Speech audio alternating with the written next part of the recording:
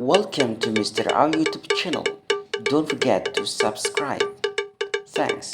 Assalamualaikum warahmatullahi wabarakatuh. Waalaikumsalam warahmatullahi wabarakatuh. Alhamdulillah wa syukurillah. Kita setiap saat, setiap waktu senantiasa mendapatkan nikmat dari Allah Subhanahu wa taala. Tapi ada satu nikmat yang perlu dan wajib kita sadari, wajib kita syukuri, wajib kita manfaatkan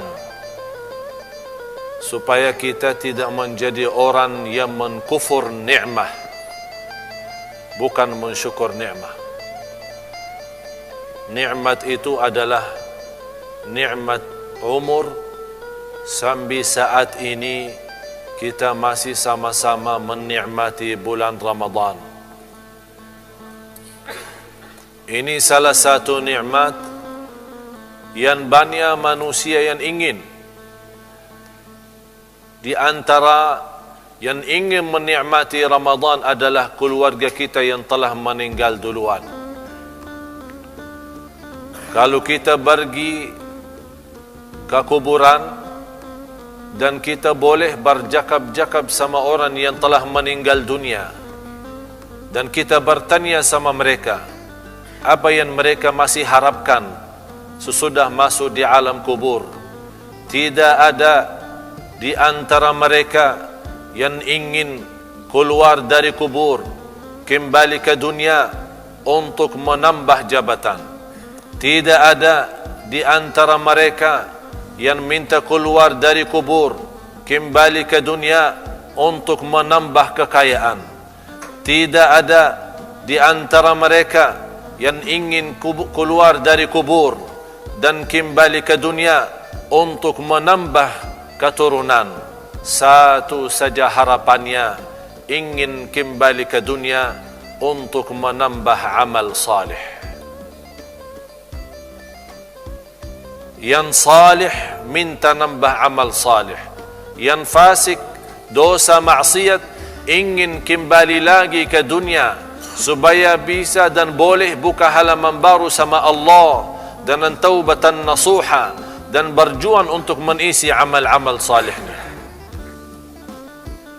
Oleh karena itu jamaah sekalian, inilah kesempatan dan saatnya kita isi amal salih sebelum nanti tidak ada kesempatan lagi. Jangan sampai kita masuk nanti di alam kubur dan masih kita ingin kembali ke dunia untuk menambah amal salih. Inilah saatnya untuk menambah amal salih. Kita masih sama-sama menikmati bulan Ramadan, apalagi sebentar lagi masuknya 10 malam terakhir. 10 malam terakhir, setiap malam Allah Subhanahu wa ta'ala membebaskan hamba-hambanya dari neraka Jahannam. Mudah-mudahan jamaah sekalian termasuk orang yang dibebaskan dari neraka Jahannam. Ini nikmat besar. Kita masih boleh jumpa Ramadan. Baru saja kemarin malam pertama di seluruh dunia meributkan isbatnya. Apakah hari pertama Jumat atau hari pertama Sabtu? Tapi sekarang sudah habis. Sebentar lagi 10 malam. Kita tidur belum nyaman, sudah hari Lebaran. Bahagia Anda sekalian kalau boleh mendapatkan kemuliaan, mendapatkan keridhaan, mendapatkan surga, bebas dari neraka, dan mendapatkan segala ampunan dari Allah Subhanahu wa ta'ala di bulan Ramadan, apalagi di sisa-sisa bulan Ramadan. Rugi seorang, buruk seorang, bangkrut seorang yang mendapatkan kesempatan macam ini tapi dia sia-sia. Rasulullah sallallahu alaihi wasallam idza dakhalat al-ashr shadda mi'zarah wa ayqadha ahlah wa ahya laylah. Rasulullah sallallahu alaihi wasallam kalau sudah masuknya 10 malam akhir mengikatkan, kalau boleh berkata sarungnya. Maksudnya apa? Bukan ikat-ikat, melipat bajunya. Maksudnya Rasulullah SAW tinggalkan istrinya, tidak berhubungan kalau sudah 10 malam akhir. Memberikan tanda apa? Zuhudnya dari jima', walaupun jima' itu halal, walaupun jima' itu mubah, tapi karena 10 malam akhir itu sebuah kesempatan dan kemuliaan, Rasulullah tinggalkan kenikmatan jima' berhubungan sama istrinya untuk bagaimana menikmati berhubungan sama Allah subhanahu wa ta'ala. Dan Rasulullah SAW menghidupkan sepanjang malam sampai subuh. Jamaah sekalian, Rasulullah sallallahu alaihi wasallam seorang manusia yang saling dicintai Allah, yang mendapatkan kebahagiaan, keselamatan, dan dia akan memberikan pertolongan kepada seluruh umat lewat syafaatnya sallallahu alaihi wasallam. Tapi beliau sendiri walaupun bersih, suci, tidak ada dosa dan salah, sallallahu alaihi wasallam begitu memanfaatkan sisa bulan Ramadan 10 malam terakhir. Apalagi kita. Kalau Rasulullah sallallahu alaihi wasallam sudah diampuni segala dosa, sudah disayangi Allah, dicintai Allah, ya Habibi, ya Muhammad, ya Rasulullah, disayangi, dan tidak ada orang pun yang mendapatkan kemuliaan dan keagungan semacam mana didapatkan oleh Nabi kita Nabi Muhammad sallallahu alaihi wasallam. Tapi lihat, beliau tidak pernah berkata, saya sudah jamin masuk surga, mau apa salat malam 10 akhir? Jamin surga, bebas dari neraka, sallallahu alaihi wasallam. Tapi beliau memaksimalkan, bersungguh-sungguh, bekerja keras untuk mencari ridha Allah subhanahu wa ta'ala. Wajib bagi kita mensadarkan sisa umur ini kesempatan terakhir. Anggap Allah masih kasih sayang kepada kita. Kalau Allah masih mengizinkan kita punya umur sampai malam ini, Allah masih kasih sayang. Allah masih memberikan kesempatan. Manfaatkan kesempatan ini sebelum nanti Allah melihat kita tidak menghargai kesempatan itu, Allah ambil memberikan kepada orang lain. Kalau Allah sudah ambil nikmat itu, kita menjadi orang rugi dunia akhirat. Jamaah sekalian, 10 akhir kesempatan bagi kita taubatan nasuha. Apalagi di dalamnya malam Lailatul Qadar. Nikmatinya na malam Lailatul Qadar satu malam saja,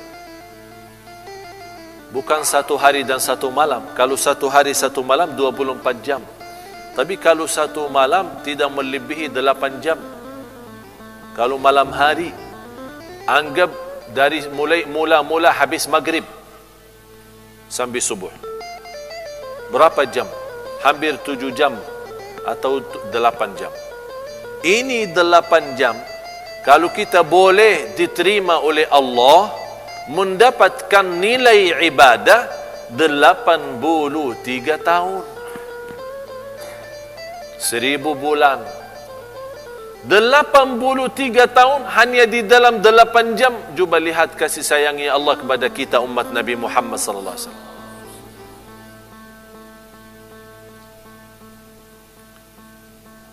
Menurut saya, orang yang mendapatkan karunia macam ini, tapi dia berjumpa bulan Ramadan, berjumpa 10 malam akhir, berjumpa malam Lailatul Qadar, tapi tidak mendapatkan nilai ibadah 83 tahun, orang itu miskin. Miskin dunia, miskin akhirat. Orang itu gila.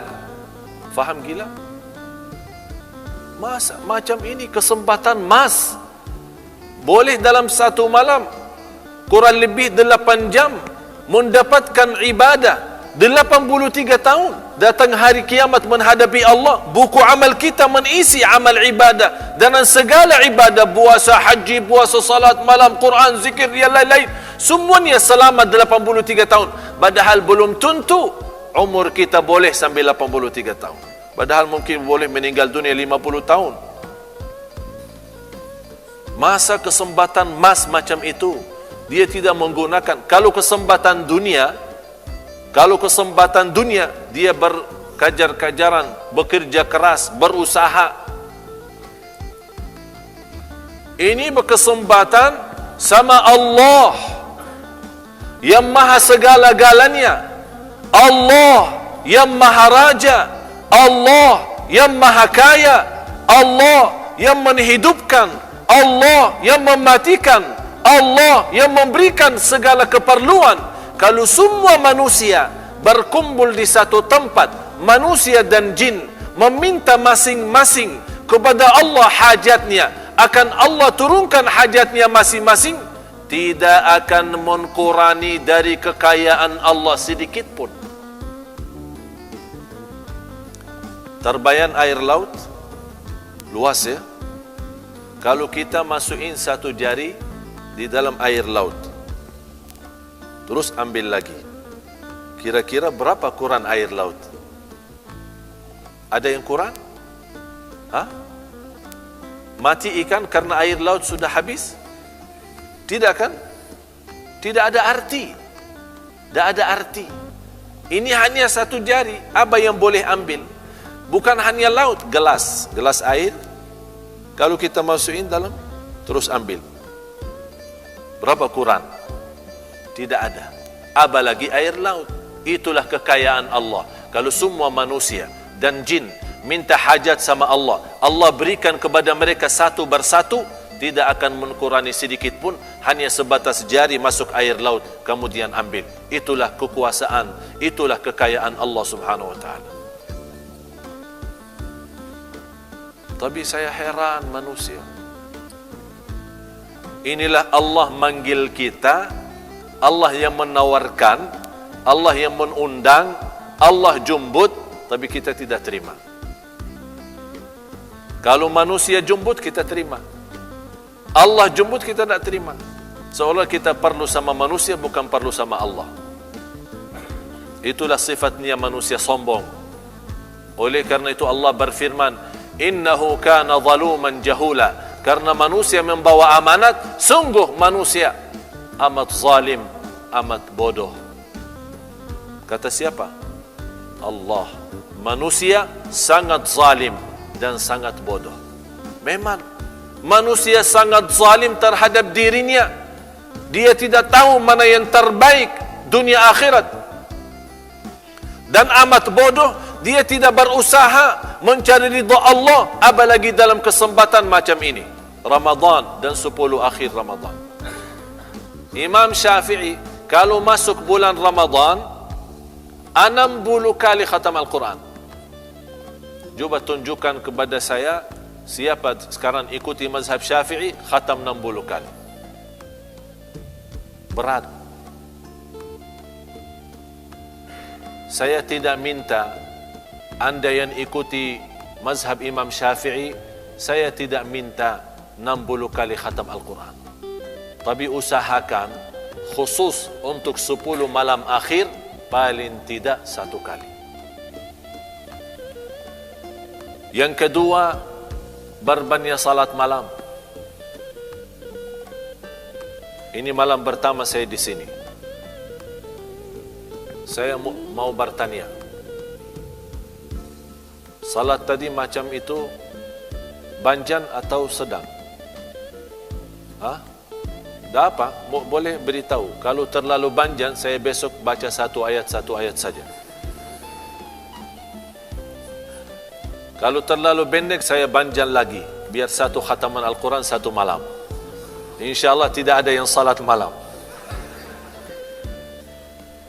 Sebagaimana ada satu kawan, dia menahan, memaksa jamaah ikut 11. Tidak boleh lebih daripada 11 tarawih. Saya bercakap, kenapa tidak boleh lebih dari 11?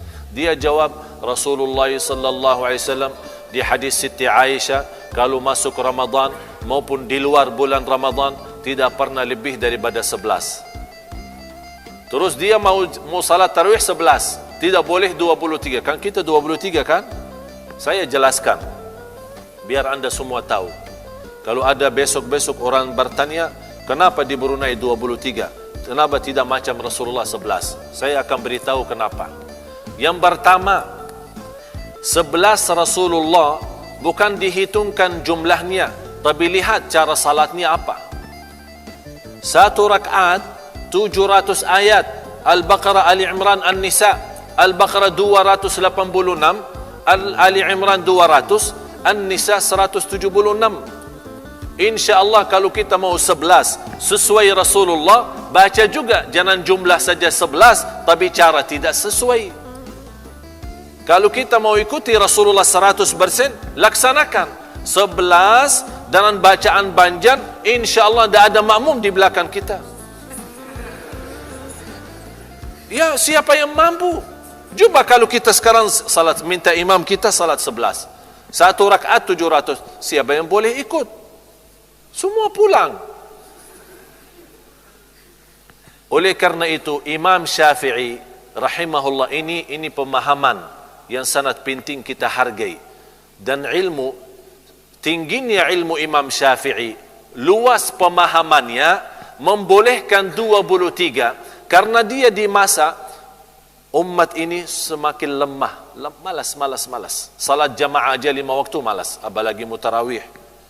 Akhirnya dikurangin jumlah bacaan, tapi dibanyakan jumlah rakaat. Dan sebagian ulama sudah menjelaskan, berlaku ini memang sudah ada di zaman Rasulullah SAW. Sebagian sahabat, malah ada seorang datang kepada Rasulullah, ya Rasulullah, bagaimana salat malam? Kata Rasulullah, 2 rakaat sambil mendekati subuh. Kalau kamu takut masuknya subuh, tutup dengan witir. Artinya di sini tidak ada batas. Kalau Rasulullah memerintahkan, orang datang bertanya, bagaimana cara salat malam? Kalau Rasulullah memang tidak boleh lebih daripada 11, kan langsung, tidak boleh lebih daripada 11. Tapi Rasulullah memberitahu, 2 sampai subuh. Kalau kamu takut masuknya subuh, segera tutup dengan witir. Ini tanda apa? Jumlah salat malam bebas. Oleh karena itu jamaah sekalian, salat malam sangat berguna, bermanfaat. Kata Imam Al-Hasan Al-Basri rahimahullah, barang siapa yang ingin cahaya kalbu, cahaya muka, jaga salat malam. Menurut saya, tidak ada orang yang suka salat malam rutin, istiqamah, menghadapi kesusahan. Tidak ada. Kalau ada salat malam, ada susah, dia mutar sana, pusing. Datang susah, oh ini orang salat malam, dia tidak dapat kena ini. Diselamatkan oleh dari segala susah dan sulit. Ini kesempatan bagi hajat kita, segala hajat kita boleh kita tumbahkan di hadapan Allah malam hari. Dan terpilih ibadah malam hari. Kenapa sangat mulia malam hari? Karena di saat itu nyaman tidur. Siapa di antara kita yang mau tinggalkan tidurnya, jauhkan dari istrinya, menikmati ikon yang sejuk, tapi kita ambil wudu dan salat malam. Luar biasa itu. Di situ Allah menghargai. Sampai Allah subhanahu wa ta'ala berkata kepada malaikat, begitu ada seorang hamba bangun salat malam, ya malaikati, lihat hambaku ini. Lagi apa? Yang ketiga adalah doa. Siti Aisyah radhiyallahu anha pernah bertanya kepada Rasulullah SAW, kalau sudah masuk 10 akhir, saya baca doa apa? Kata Rasulullah SAW, jagalah doa, Allahumma innaka afuun tuhibbul afwa fa'fu anni. Itu boleh jadi wirid. Faham wirid? Jadi di mana anda pergi, terus bawa Allahumma innaka afuun tuhibbul afwa fa'fu anni. Allahumma innaka afuun tuhibbul afwa fa'fu anni. Ini khusus disunnahkan di 10 malam akhir. Saat buka puasa, jangan rugikan. Kata Rasulullah sallallahu alaihi wasallam, da'watul lis-shaimi 'inda fitrihi la turad. Ada satu doa bagi orang yang berpuasa, saat buka puasa dia berdoa, doanya 100% kabul. Tidak ditolak, kata Rasulullah, tidak akan ditolak. Jadi saat kita mau buka puasa, jangan sibuk-sibuk urus makanan sana sini. Jangan sibuk apa? Kurma di depan, air, angkat tangan doa. 5 menit sebelum azan. Begitu sudah azan, segera makan kurma dan minum air. Karena saatnya saat kita buka puasa, yang diperlukan isi kalbu. Perutnya nanti belakangan. Jadi bilang sama perut, tunggulah, salat dulu ya. Biasakan diri, biasakan isi. Ini kesempatan musim belanja hidayah, musim belanja taqwa, musim belanja iman, musim belanja ampunan, belanja ridha Allah. Jamaah sekalian, jangan sampai di antara kita yang jadi rugi. Begitu datang lebaran malah dia menyesal. Jangan sampai kita datang di hari raya Idul Fitri, Allah subhanahu wa ta'ala menghantarkan malaika ikut salat Idul Fitri. Selepas salat Idul Fitri, malaika membagikan sertifikat dari Allah subhanahu wa ta'ala, segala ampunan lahir batin, bebas dari neraka jahannam. Tapi di antara orang yang ikut salat Id, malaika tidak membagikan sertifikat itu, malah dilaknati oleh malaika karena dia termasuk orang yang sia-sia di bulan Ramadan. Mudah-mudahan majlis kita yang sama-sama belajari malam ini menjadi bermanfaat.